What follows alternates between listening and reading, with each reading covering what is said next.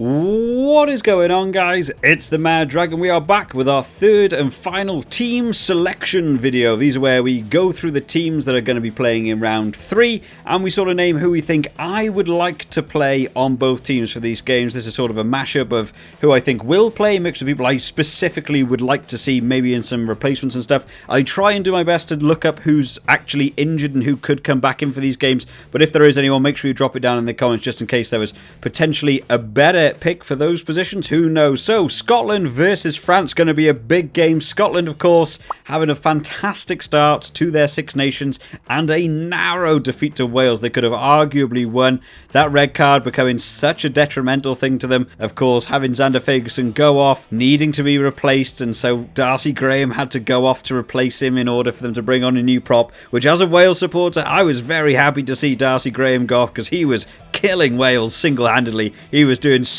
well. So Scotland could have potentially gone 2 for 2 here, but they'll be coming up against France, who are 2 for 2, having a great Six Nations so far, doing exactly what we sort of thought they'd do, demolishing Italy and then managing to just hold out that Ireland team, who are looking very strong in the minute, in all honesty. So both teams are going to be coming into this, and to be honest, I think both teams could potentially be looking to win this. Scotland playing much better than I expected them to, and France doing as well as I expected them to. So starting off with the Scotland team, of course, no Xander Ferguson anymore in that front row, so we switched it up a little bit. So we're going to have Sutherland, Turner and WP Nell all are playing pretty well. I mean, George Turner, isn't he having a great tournament? Really impressed by him. I'm so annoyed I haven't added him into either of my team of the week so far, and it's not because I don't think he's doing well, just someone happens to just pip him when I'm making those decisions, but I think he's having a great game. 4 and 5, Scott Cousins and Johnny Gray playing really well together. I was a little bit sad that we didn't get to see the Gray brothers playing at the same time in the starting 15, but in all honesty, Cummings is doing so well. There's no reason to change that there.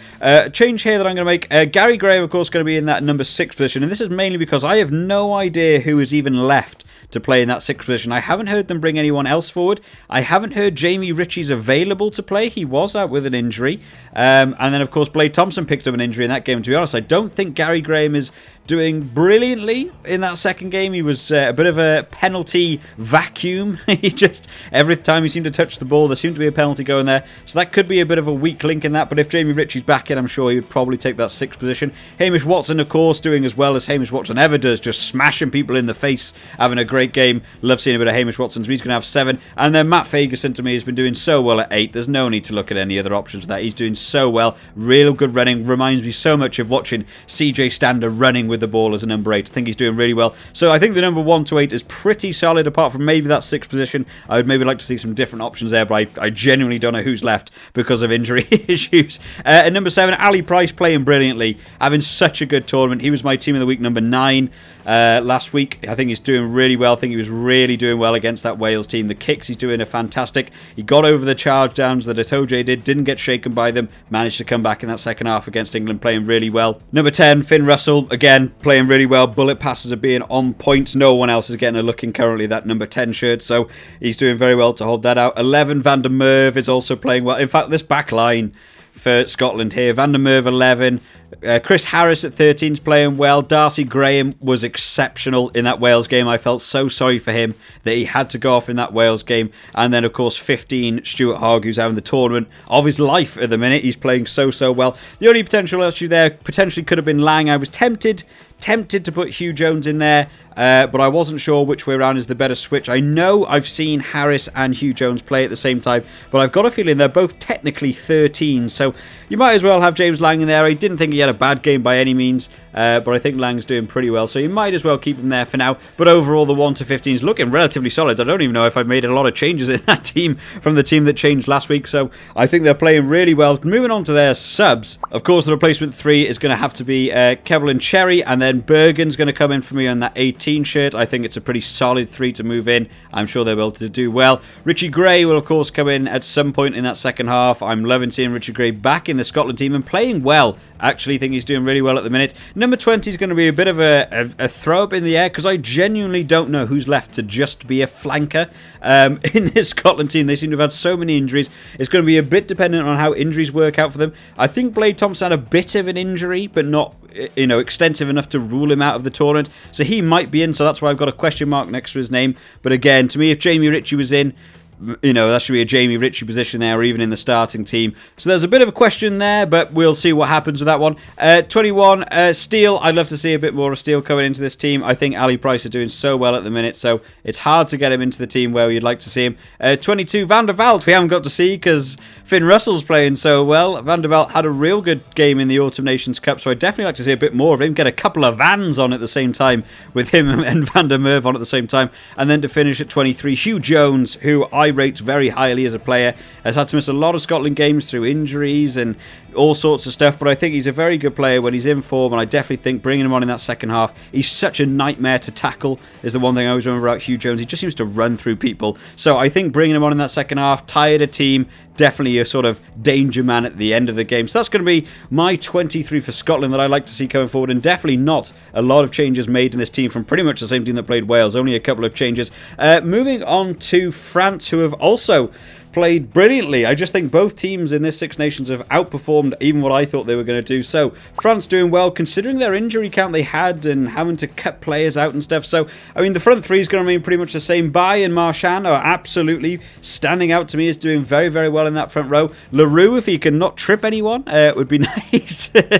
But he plays very well in that line-out position. He's doing very well. Willemse also doing really well. You know, nearly getting himself tries. He's doing really well. Is definitely worthy of that number 5 shirt. I think 1 to 5 is pretty set for that France team. Number 6 is where I'm going to make a change. I would like to see Crétin back into the team. I think he's very, very good. He did get a try in that first game against Italy. I think he's good at that number 6, and there's a sort of dual reason for this. Jelonch I've seen play in 6 and at 8. However, I've only ever seen Crétin play at 6.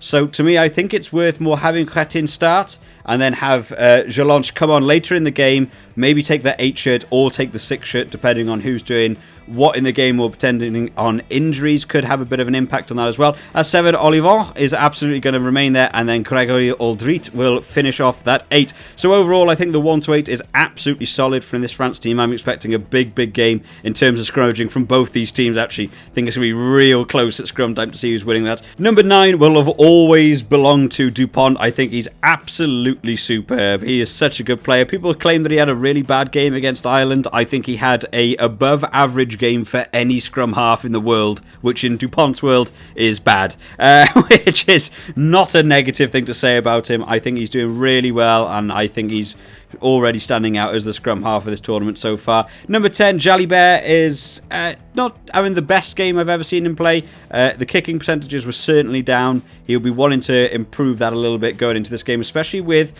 Finn Russell and Jalibert being potentially the people who decide who win this game. A lot of these games are coming down to individual scores on who actually wins. So Jalibert missing 3 or 4 kicks could make a win for Scotland here, so I think he'll want to improve on that. But I think to me, still their number 1 fly half, of course, with Entomac still out. The back row is pretty much unchanged. 11, Villiers, 12, Ficou, 13, Arthur Vincent is playing really well, actually. Vincent, really like seeing some of the work he's doing. I am going to swap Damien Penaud back over to Teddy Thomas, mainly for the defensive side of things. Damien Penaud is very good under the high ball, and he's very good running, but Damien Penaud to me is the one person I would say maybe their defence could use a bit of work on, but Teddy Thomas for me is pretty solid all round, and he's going to be going up against Duhan van der Merwe. I think you want to have a solid player on that right wing to try and shut him down, even someone just to catch him. I mean, Duhan van der Merwe is a quick guy. For a guy who seems to weigh a lot, he is very, very rapid, so I think you want to have Teddy Thomas on that right-hand wing just to try and shut him down a little bit.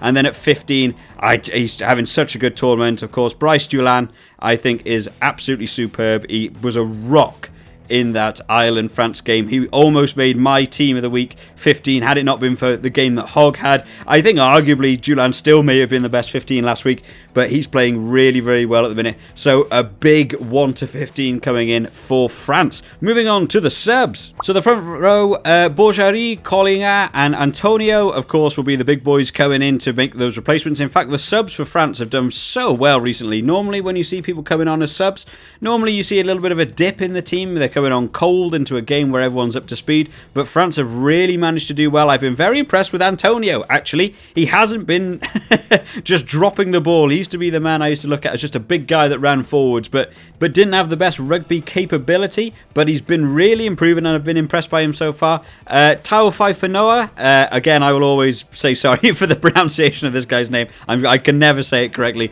but I think he's doing really well, especially coming on from the bench. He's a big lad. This bench is actually huge for French, just in terms of size and weight is enormous. Of course, Jalanche is at 20. I think he's a good super sub to have on. Can play flanker or can play 8. I think it allows you to have a bit more versatility in the team. Baptiste Sarrat is, of course, going to come on at some point from 21. I think Dupont is doing well enough at the minute, especially playing the full 80 minutes, that Sarrat may actually not see a lot of game time, but is definitely worth having in the team just in case that backup is needed.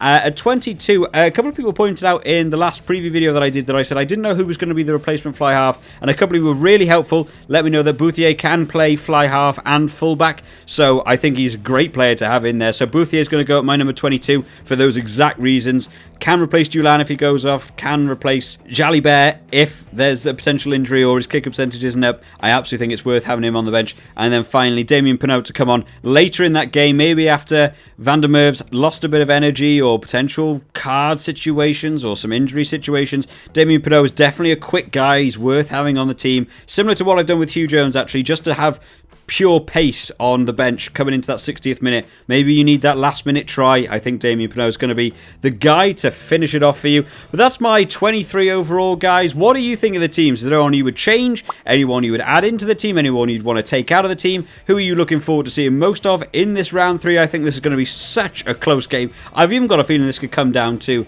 a single score. Of course, we will wait for the official teams to be released. There could be some terrible team choices made and it ruins the entire thing for me. But this is my team. Who do you think will be the most impressive? Make sure you drop it down in the comments. We have done the other 2 videos on the channel for the other 2 games that are going to be coming up in round 3, so make sure you check them out. And if you're enjoying some of the rugby news and updates and things going on and just general content for rugby stuff, make sure you subscribe to the channel just to keep up to date with all the latest videos as they're coming out. I hope you've all enjoyed today, guys. I will see you next time.